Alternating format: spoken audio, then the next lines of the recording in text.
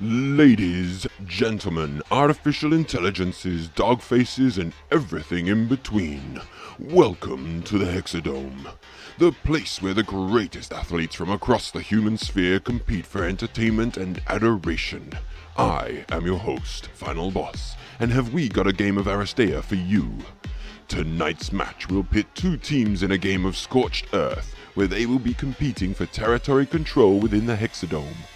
We start with the center area activated for scoring, and then from each subsequent round the underdog will choose. However, this ain't no walk in the park assault, this is Scorched Earth. As each area gets scored, the zones become scorched and cannot be designated for scoring again for the entire match. As options dwindle, tactics are gonna become more and more desperate to ensure scoring in those hard to reach places. At the end of each round, the team that has the most Aristos within the scoring zone will score 2 points. If a scoring zone is equally contested, then they will each score 1. If there are no Aristos in a zone, then nobody scores and the scoring zone does not change for the next round. The game is over either when one team scores 8 points or 5 rounds have been played. In the case of a tie, the winner will be decided by the number of frags. Teams will be picked from a full roster of 32 Aristos. The two coaches will pick their Aristos in an alternating pattern. Looks like the coaches are ready to pick their teams, so without further ado, let's find out who will be entering the Hexadome today. I really want to try one of these new characters. I'm bouncing between Moonchild and Lei Gong. But I think I'm gonna go for Lei Gong because of he can move pretty fast, and I feel like that's gonna be important for Scorched Earth getting around the board. Okay, so for my first pick, I have 2 picks. You get 2 picks now. Yeah, you get 2. So my first picks, I favour straightforwardly punching people, so I'm going to take Axel Steel as one of mine. And then it looks like Prism also is trying to punch someone, so I'll try Prism.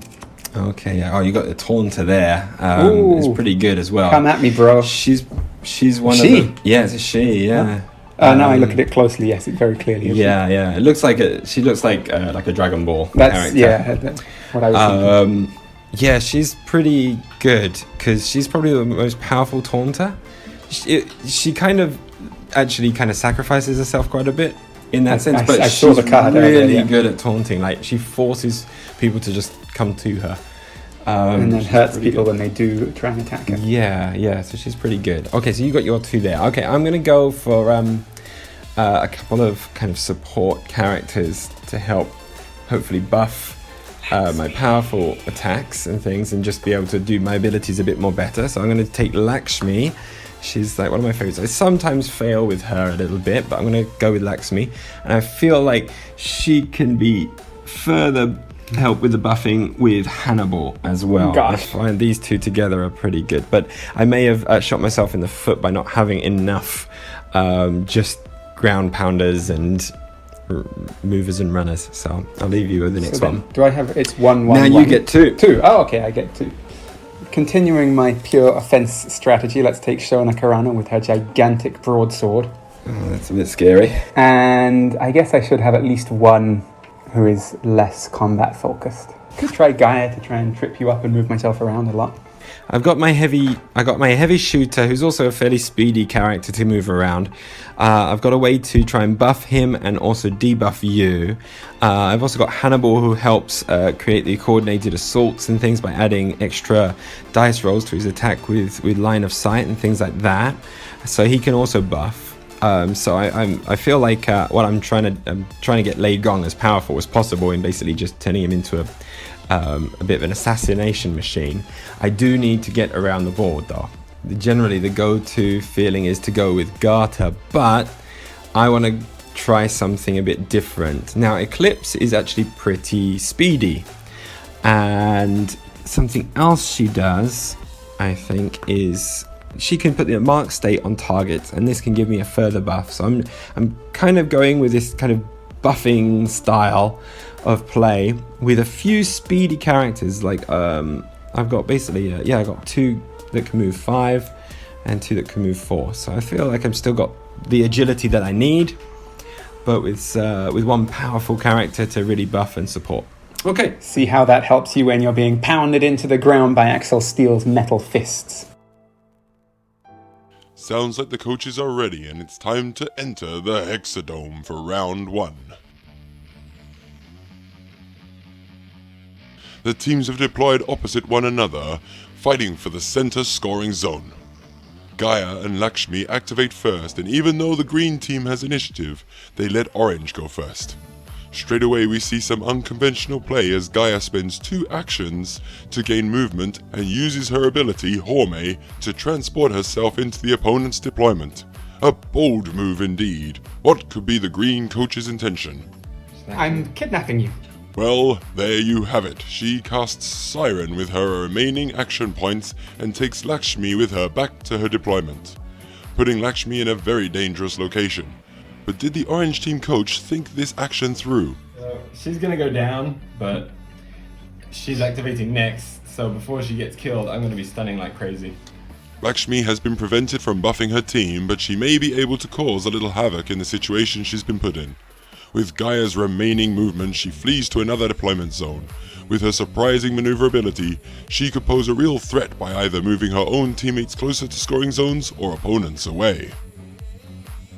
Lakshmi now activates and tries to make the most of a dire situation. She begins by attempting debuff on Shona Corona. However, the roll is poor and she's only able to use a switch to give herself a movement point. Lakshmi makes a second attempt, again on Shona, but this time succeeds and stuns her. The roll is so good, though, that it also stuns Axel with a switch. Lakshmi then uses buff to try and give herself the focus state, which succeeds. Not only does it succeed, but it also achieves a switch that stuns Prism.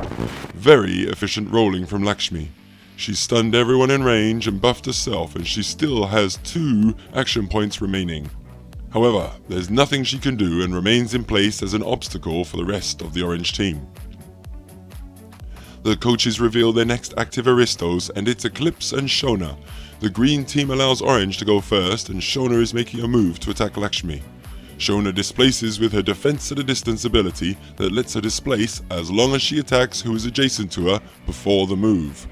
Shona then brings about her broadsword and buffs the attack with an extra orange die thanks to the tactic Take Aim. Lakshmi uses her focus state to get an extra yellow die and the 2 Aristos roll off. It's a pretty impressive result from both sides, but even with 1 success cancelled, Shona manages to send Lakshmi to the infirmary, but not without taking 3 damage herself, leaving her only a single wound remaining. With the last 2 action points, Shona moves up to secure the scoring zone for the orange team. Eclipse makes a move to the edge of the scoring zone. As Shona has the stun state token flipped, Eclipse casts Moon Cycle to flip it back, making it activated on Shona and managing to also put the mark state on her as well. With her final action point, she attacks with Black Lightning. Shona uses the tactic Dodge to give her an extra blue die, but Eclipse also uses a tactic to Take Aim. The roll is strong from Shona, and it looks like she will be able to get out of this unharmed.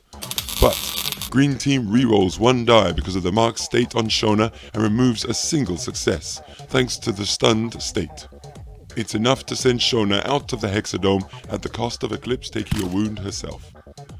We then see Lei Gong and Prism get revealed, and with Orange Team finally taking initiative, they let Lei Gong activate first. With all of Orange Team so far away, all Lei Gong can do is move up to claim the scoring zone. He pops smoke and appears behind it, laying in wait.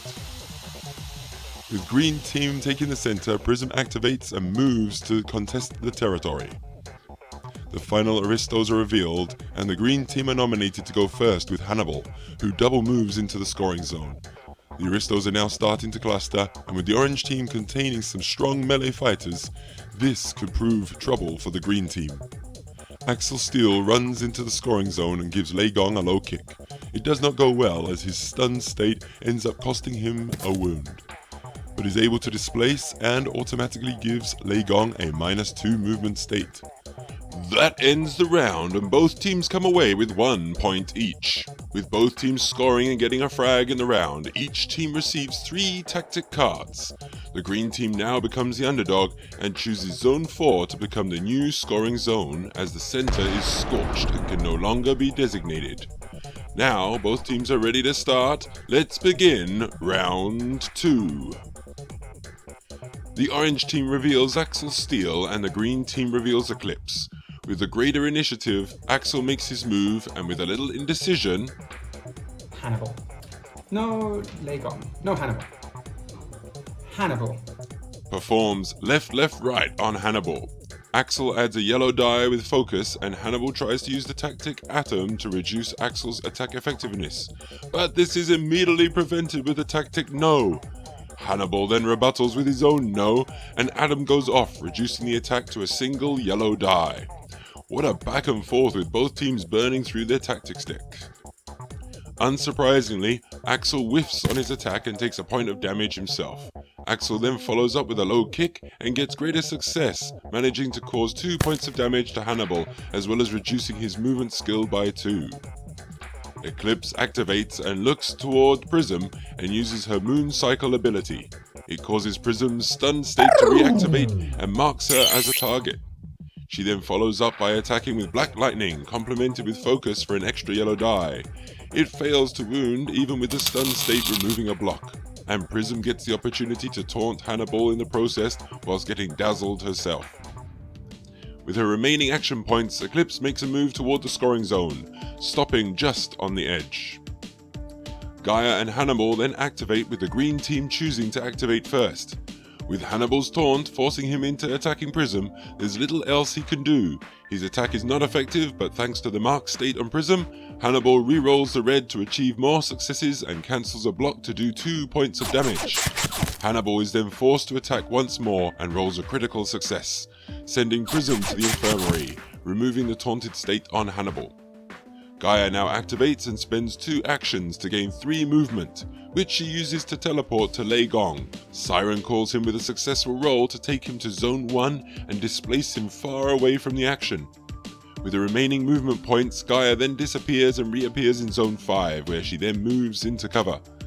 The orange team then reveals Prism for the next activation, but as she is already in the infirmary, she cannot do anything. The coach takes the opportunity to play the tactic Stick to the Plan and picks a card for their team, along with each team drawing a card. The turn goes to green with Lakshmi activating, but before she returns to the Hexadome, the coach plays timeout to reshuffle the discarded tactics back into the tactic deck. Lakshmi enters Zone 5 and attempts to purge the negative energy state with the help of the tactic Focus. The intention was to acquire her general switch and get extra movement points, but the roll was terrible. All Lakshmi could do was move to take a better position for the next round. The final Aristos to activate this round are Lei Gong and Shona. The green team lets orange start with Shona. She appears in the central zone and immediately makes a broadsword attack on Hannibal.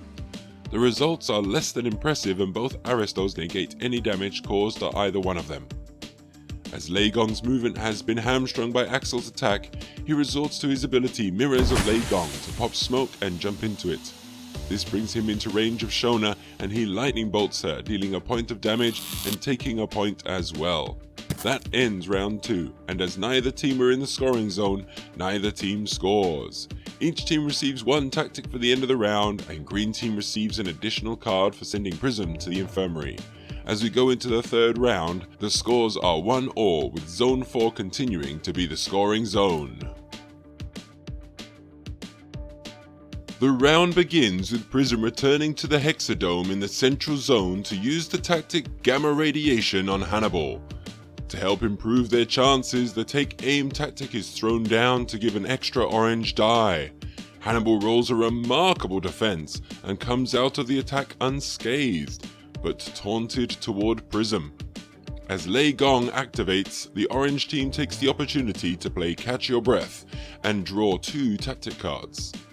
Green team decides to play the same card and also draw 2 tactics.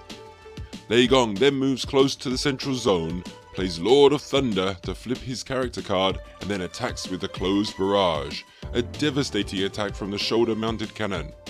The orange team tried to prevent the attack with the tactic Saved by the Bell, but this is nullified by the second and last use of the No tactic. The roll manages to be enough to cause a wound, but not kill, so the tactic Fortune Favors the Badass is played, letting the green team re-roll the blank orange die. It gets the required extra hit and takes Axel out of the game for the time being. Just before ending his activation, the tactic Heaven's Wrath is played, and Shona takes a wound and gets the -2 movement state. The next activation has Lakshmi and Axel Steel, but with the latter already out of commission, the green team press their advantage. Lakshmi hacks Gaia and puts the stun state onto her. She then buffs Hannibal with a focus state. The remaining action points are then used to move Lakshmi into the scoring zone. Eclipse and Gaia are revealed to be the next active Aristos, and Eclipse takes the first activation. She moves away from the scoring zone to the center where the scrum is forming and shoots Shona with her Black Lightning, with support from Hannibal. The rolls show that the attack would be blocked, so instead, Eclipse activates her switches, marking Shona and dazzling her as well. With the last remaining action, Eclipse casts Moon Cycle on Hannibal and flips his taunted state so that it deactivates. With Hannibal surviving attacks turn after turn, Gaia takes it onto herself to put him in a most deadly situation by teleporting to the center, and plays the tactic Epirogenesis to transport all the adjacent Aristos to Zone 2. Now with Hannibal penned in, can he survive another round? Gaia then teleports back to the central zone, gets in close to Eclipse and attempts to transport her via Horme, which would have succeeded if it wasn't for the stun state cancelling her only success. She still has enough symbols to displace Eclipse twice and move her away from the action. Hannibal takes his last chance to do damage before receiving the business end of Shona's blade and uses Lei Gong and Lakshmi's support to make a preemptive attack along with the tactic Take Aim. With an impressive roll, Hannibal manages to take Shona down before any retaliation is made. Another round where Hannibal escapes death by the skin of his teeth. Hannibal tries to escape Prism's reach with an agility check, but fails thanks to Prism's switch nullifying his success. That ends the round and the green team scores 2 points thanks to Lakshmi holding the scoring zone. Green team receives 3 tactic cards and orange only 1. The 2 Aristos on the orange team come out of the infirmary and prepare to enter the Hexadome from the bench. With a score at 3-1, and with 2 Aristos on the bench, can the orange team catch up? Let's find out in round 4. Zone 4 gets scorched and the orange team nominates Zone 3 as the next scoring zone. I'm not sure what the orange coach is thinking, as it looks like an easily contestable zone, but maybe the coach has a surprising play to spring on the green team. Off the bat, Prism uses Reflection to cause a point of damage to Hannibal, finally sending him to the infirmary. Could this be the start to a steamrolling turn for the orange team? Prism then uses all her actions to sprint into the center of the scoring zone. Now it is Lei Gong's turn to react to this turn of events. Although tempted to attack Gaia, Lei Gong moves up to the scoring zone and uses Mirrors of Lei Gong to place smoke and enter the scoring zone to contest it. Lakshmi activates over Gaia and uses 2 movement points to get herself into the scoring zone. The last remaining action point is then used to buff Lei Gong, but the roll fails. Gaia moves up to Eclipse and attempts Horme, but another roll fails. However, the tactic Fortune Favors the Badass allows a reroll, and this time it is successful. Eclipse gets carried away to Zone 6 and is displaced as far from the scoring zone as possible. Gaia then teleports herself to Zone 4, closer to the action but not near enough. With the remaining 2 Aristos for the orange team coming on from the bench, it's hard to see how the scoring zone is going to be contested. If they can eke out a draw, then the final round is all or nothing for the orange team. But if green dominates round 4, then there will be no coming back for the orange team. Seemingly accepting his fate, Axel enters Zone 6 to just do as much damage as possible and hopefully get a frag out of Eclipse. He performs a low kick and Eclipse uses dodge to add a blue die. The attack is successfully blocked and only reduces her movement ability. Eclipse tries to disengage from Axel, but the first agility roll is blocked. She then attempts a second time and is successful, along with placing the mark state on Axel. However, because of her restricted space, she can only move 1 space before having to roll for another dodge, which she fails. Knowing that the game is over, Shona makes an appearance by Eclipse and attacks with her broadsword. Eclipse defends with focus, adding a yellow die, but Shona's attack is too powerful and takes her out of the game. It gives the orange team an extra frag, but it wasn't enough to stop the green team scoring 2 more points. As there is no way to make up the difference in scores in the final round, the game ends. Orange team with 1 point and green team with 5. That's all we have time for tonight. Come join us next time for more of your favorite sports coverage of Aristeia.